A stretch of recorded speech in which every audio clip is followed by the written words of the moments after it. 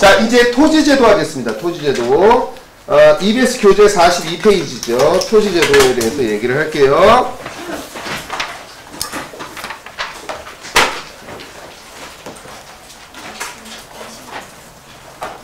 자, 토지제도를 한번 얘기를 해봅시다. 일단 용어를 정리를 좀 하고 갈게요. 용어를 정리를 하고 그 다음에 이제 제가 고려시대 때의 토지제도에 대해서 간단하게 얘기를 하고 가는데, 자, 첫 번째로 이제 여러분 우리는 이 말을 이해를 해야 돼요. 이 말. 수조권이라는 게 있다라는 걸 우리가 이해를 해야 됩니다. 무슨 건이 있다고요, 여러분?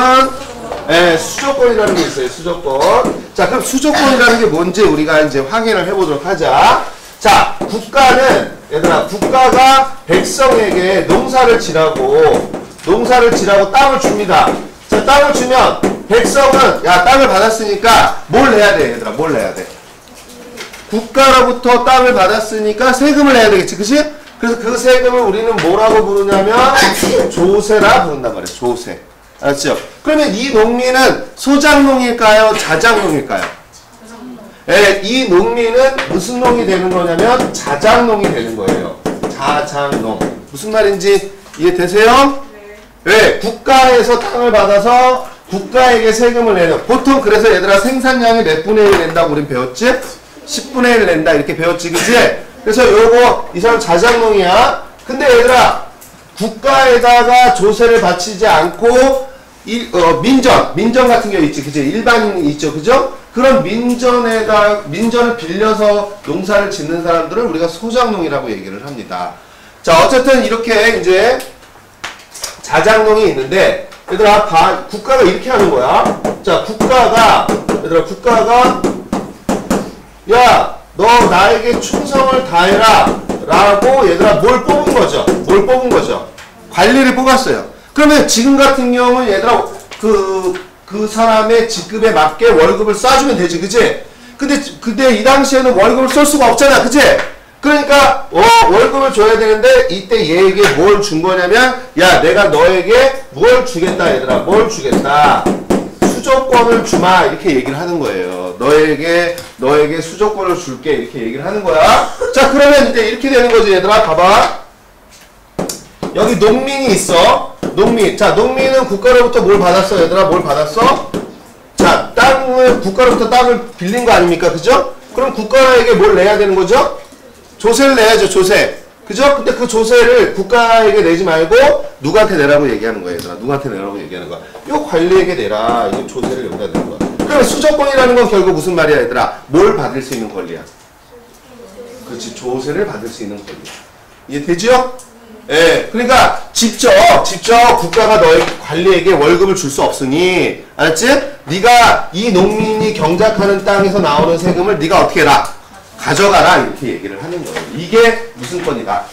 수조권이다. 근데 보통 이 관리들은 그러면 어떻게 인식을 했냐면, 아, 이건 내 땅이야, 이렇게 인식을 했다. 그러나 국가가 준 건 땅을 준 게 아니라 뭘 준 거예요? 수조권이라는 걸 주는 거예요. 수조권. 이해되시죠? 예, 무슨 말인지 이해되십니까? 예. 그래서 이제 우리는 뭘 이해하면 되냐면, 전시과라는 단어를 이해하면 되는 거예요. 자, 전시과라는 걸 이해를 해보자. 자, 과는 뭐냐? 과는 관리들의 등급이에요. 과는 뭐라고요? 예, 1에서 18. 지금 우리는 공무원이 9등급에서부터 1등급까지 있지 않습니까? 그죠? 그리고 각 그 호봉이 막 체계적으로 쫙 있어서 그 호봉에 맞게 월급을 주지, 그치? 똑같은 겁니다. 1등급이 받아야 할 1등급부터 몇 등급으로 나누는 거죠. 18등급으로 관리들을 나눠놔서 그 관리들에게 뭘 주는 거냐면 전지를 주는 거예요. 전지는 이제 뭘 받아먹으라는 거냐면 쌀이죠. 요거 수조권, 그죠? 예, 그 다음에 여러분 뭘 주는 거냐면 시지를 주는 거예요. 이거는 땔감을 구할 수 있는 땅을 주는 거죠. 그래서 여러분 뭐라고 부르는 거예요, 여러분? 전지와 시지를 뭘 통해서 나눠줬다는 거예요, 여러분? 과를 통해서 나눠줬다. 이렇게 해서 무슨 법이라고 얘기를 하는 거다. 전시과다, 이렇게 얘기하는 거야. 알았지? 근데 얘들아, 고려 말에 가면 신진사대부들이 과전법으로 바꾸지, 그죠? 그럼 과전법에서는 뭐가 빠진 거예요? 그래 CG가 빠져서 이것만 준 거야. 그냥 가에 따라서 이것만 줬다라고 해서 무슨 법이라고 얘기하는 거지. 과전법이다 이렇게 얘기를 하는 거란 말이야. 이해되십니까? 근데 여러분 이걸 주는데 요렇게 주는데 얘들아 요렇게 주는데 무슨 것만 주겠다고 얘기한 거예요. 원래 무슨 것만 주겠다고 얘기하는 거예요. 수조권을 준다 이 얘기예요. 알았지? 수조권을 줄 테니 나중에 네가 퇴직하면 뭐 해라 라고 얘기하는 거야 얘들아. 반납해라 이렇게 얘기를 하는 거란 말이야. 이해되셨습니까? 이해됐나요? 네. 그래서 요렇게 퇴직하면 잠깐만 이거 씁시다. 퇴직하면 이제 반납해라 라는 얘기를 하는 거지. 이해되시죠? 예. 근데 여기서 얘들아 이제 우리는 그러면 나중에 이제 뭐 제가 자작론과 소작론은 나중에 얘기하시고 어쨌든 요렇게 해서 용어를 정리할 수 있습니다. 자 이제 이해되셨어요? 예. 수조권이라는 말을 뭘 받아갈 수 있는 권리다 얘들아? 조세를 받아갈 수 있는 권리다. 알았지? 그리고 전시과는 관리들의 등급에 따라서 전지와 뭘 나눠준 거다 얘들아. 시지를 나눠줬는데 땅을 준 것이 아니라 뭘 준 것이다 얘들아? 수조권을 준 것이다. 관료들에게. 이해되시죠? 자 그래서 여러분 이제 태조가 역분전이라는 걸 줘요. 역분전. 뭘 준다고요 여러분? 예. 태조가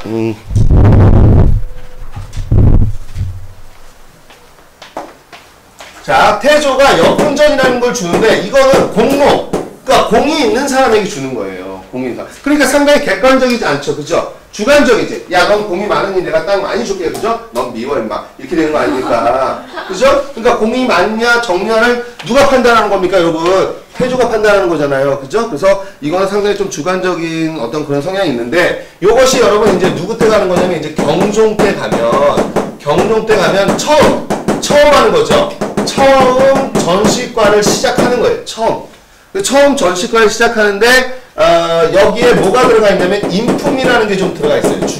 주관적인 요소. 그죠? 인품이라는 게 들어가면서 관직에 따라 주겠다라고 얘기를 하는 거죠. 관직에 따라서. 물론 여러분 무슨 것만 주겠다고 얘기하는 거야 얘들아. 무슨 것만 주는 거야? 수조권만 주는데 요때 당시에는 그 수조권을 누구에게 줬냐면 전현직에게 다 줬어요. 누구한테 줬다고요 여러분? 전현직에게 다. 그러면 나는 퇴직한 이후에도 걱정이 없지, 그지? 예, 그래서 전현직에게 이제 다 나눠줬습니다. 왜냐면 처음 시작한 거기 때문에 전현직에게 다 줄 수 있었던 거죠. 근데 여러분 이제 경종 때 이렇게 가다가 여러분 이제 누구 때 오냐면 이제 목종 때 오는데 이 목종 때 다시 개정이 되는 거야. 그래서 개정 전시과가 되는 거야 얘들아. 다시 개정했으니까 개정 전시과. 그러니까 법이 하나 만들어졌는데 그걸 다시 수정했잖아. 그러니까 개정 전시과인데 요때 뭐가 빠지냐면 요때 인품이 빠지죠. 인품. 그래서 진짜로 이제 관직을만 가지고 누구에게 나눠주겠다고 얘기한 거예요 여러분. 누구한테 나눠주겠다고 얘기한 거야. 전현직에게 나눠주겠다 이렇게 얘기한 거야. 알았지? 그런데 이게 여러분 이제 누구 때로 가냐면 문종 때로 가면 이게 어떻게 되는 거냐면 경정이에요. 경정. 또다시 개정했다 이거죠. 두 번째 개정이다 이렇게 얘기를 하는 거예요. 경정이니까. 근데 여기서 똑같아요. 여기서도 관직으로 나눠주는데 여기서 여러분 뭘로 바뀌어버리냐면 현직으로만 바뀝니다. 현직. 그래서 현직. 그래서 여러분 제가 여기다가 전시과는 수조권이고 퇴직하면 뭐 할 수밖에 없다 얘들아. 반납해야 된다라고 얘기하는 것은 어느 때 들어서 얘기하는 거야 얘들아. 어느 때 들어서. 문종 때 들어서 그렇게 됐다고 얘기하는 거야. 무슨 말인지 알겠지? 근데 얘들아 왜 필연적으로 이렇게 갈 수밖에 없냐면요. 땅이 자꾸 주다 보면 땅이 어떻게 될 수밖에 없습니까 여러분. 모질랄 수밖에 없어요. 그러니까 모질라니까 이제 전직에게는 줄 수 없다 이렇게 되는 거죠. 무슨 말인지 이해되세요? 근데 얘들아 만약에 이제 이걸 잘 생각해봐. 자 니네들이 고려 관료야. 니네들이 고려 관료인데 문종이 야 이제 전직한테는 땅 안 줄래 이렇게 얘기했습니다. 무슨 생각이 들까요? 아 뭐 왜 안 주지 그것도 그 다음에 그렇지 계속 오래 현직에 붙어 있어야 되겠다. 또 언젠가는 퇴직할 텐데요. 그렇지 그거지. 있을 때 어떻게 해야 되겠구나. 아, 있을 때 많이 모아야 되겠구나라는 생각을 하게 되지, 그지? 그러니까 얘네들은 얘들아 이제 현직에 있을 때, 빨리 땅을 어떻게 해야 되겠구나. 땡겨놔야 되겠다. 내 땅을 많이 만들어놔야 되겠다. 이런 생각을 할 수밖에 없는 거죠. 그래서 오히려 이렇게 돼버리면 이제 역효과가 그렇게 납니다. 그렇게. 그래서 여러분들, 거기 보세요. 여러분 거기 보세요. 토지의 종류에 가시면 여러분 공음전 있잖아요. 공음전 있습니까? 네. 오품 이상 관료에게 지급하고 세습 가능하죠. 세습에다 동그라미 쳐놓고 귀족 경제의 기반이다. 그래서 여러분 공음전 그 다음에 음선은 문벌 귀족의 특권이고 문벌 귀족이 만들어지는데 중요한 어떤 그런 제도였다라고 제가 분명히 얘기를 했습니다. 그 다음에 군인전. 얘들아 군인전도 세습되죠. 그죠? 여러분 보세요. 전직과 현직에게 줘야 되는데 공음전이라는 걸 주다 보니까 또 세습이 되지. 그치? 그러다 보니까 자꾸 땅이 어떻게 되겠어요? 모질할 수밖에 없어요. 땅이. 그 다음에 거기 얘들아 민전 봐봐. 민전은 뭐에다 줄 쳐야 되냐면 상속, 개간, 매매 여기다 줄을 쳐야 돼요. 개인 거야. 알았지? 그럼 얘들아 이제 이 관료들은 뭘 많이 만들어야 되겠다는 생각을 하겠어요. 그렇지. 민전을 많이 만들어야 되겠구나라는 생각을 할 수밖에 없겠지. 그치? 그래서 자기 땅을 많이 가지려고 하는 거겠죠. 자, 그 다음에 이제 기타로 가시면 거기 내장전과 공회전은 거기 EBS 교재에 써 있습니다. 해설돼 있어요. 왼쪽에. 한인전은 뭐냐면요. 한인전은 저거예요. 유품 이상의 관리의 자제인데 유품 이상 관리의 아들인데 아직 관직을 뭐 하는 애들이죠. 못 받은 애들한테 주는 겁니다. 못 받은 애들에게 유품 이상의 유품 이하의 관리의 자제인데 아직 뭘 못 받은 애들. 관직을 못 받은 애들. 그 다음에 여러분 그 구분전은 뭐냐면 유가족에게 주는 거예요. 유가족에게. 그러니까 군인이 전쟁에 나가서 죽을 수도 있고 아니면 공무원 관료들이 일하다가 어떻게 할 수도 있어요. 죽을 수도 있잖아요. 그럼 그 가족들이 먹고 살아야 될 거 아닙니까? 그래서 유가족들에게 주는 것이 이제 구분전이다. 그래서 여러분 구분전도 줘야 되죠. 공음전도 줘야 되죠. 뭐 군인전도 줘야 되죠. 그러다 보니까 막 세습되는 땅도 있죠. 새로 올라오는 관료들도 있죠. 뭐 전직에게도 줘야죠. 그러다 보니까 땅이 점점 어떻게 되겠어요?